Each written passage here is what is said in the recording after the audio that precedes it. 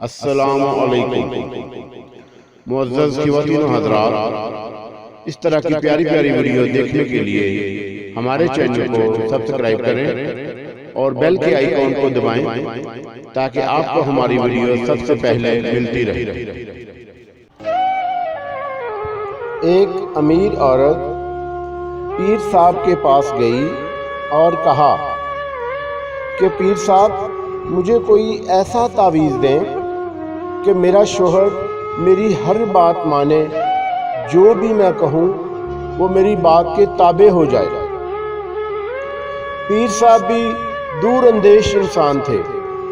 انہوں نے اس عورت کی بات بڑے غور سے سنی اور کہا کہ یہ عمل تو شیر کی گردن کے بال پر ہوگا، اور وہ بال بھی آپ خود شیر کی گردن سے اکھاڑ کر لائیں گی، تب اثر ہوگا، ورنہ کوئی فائدہ نہ ہوگا۔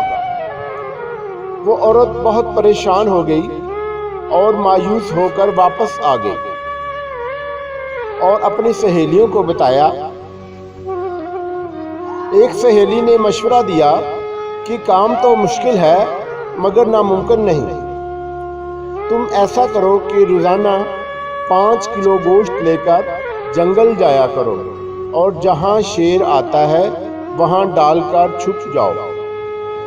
کچھ عرصہ بعد شیر کے سامنے جا کر ڈالو، وہ گوشت کا عادی ہو جائے گا تو تم اس کے قریب جا کر گوشت ڈالنا شروع کر دینا اور اس کی گردن پر پیار سے ہاتھ پھیرنا، اور جب شیر آپ سے مانوس ہو جائے تو گردن سے بال اکھیڑ لینا۔ اس عورت کو بات پسند آئی۔ دوسرے ہی دن اس نے گوشت لیا اور جنگل گئی اور شیر کے راستے میں گوشت ڈال دیا۔ شیر آیا، گوشت کھایا اور چلا گیا۔ اس عورت نے 1 ماہ تک ایسا کیا۔ 1 ماہ بعد اس نے شیر کے سامنے جا کر گوشت ڈالنا شروع کر دیا تاکہ شیر کو پتہ چل سکے کہ اس کی خدمت کون کرتا ہے۔ کچھ عرصے بعد شیر بھی عورت سے مانوس ہو گیا۔ عورت نے شیر کی گردن پر آہستہ آہستہ پیار سے ہاتھ پھیرنا شروع کر دیا۔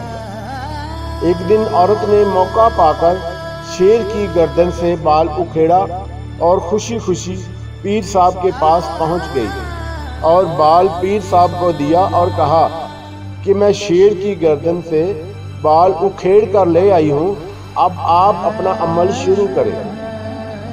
پیر صاحب نے پوچھا، کیسے لائی ہو؟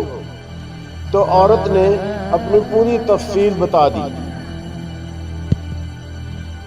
پیر صاحب اس عورت کی بات سن کر مسکرائے اور فرمایا کہ تمہارا شوہر اس جنگلی درندے سے بھی زیادہ خطرناک ہے جو کہ خونخوار ہوتا ہے، جس کی تم نے چند دن خدمت کی اور وہ تم سے اتنا مانوس ہو گیا کہ تم نے اس کی گردن سے بال اکھیڑ لیا اور اس نے تمہیں کچھ بھی نہیں کہا۔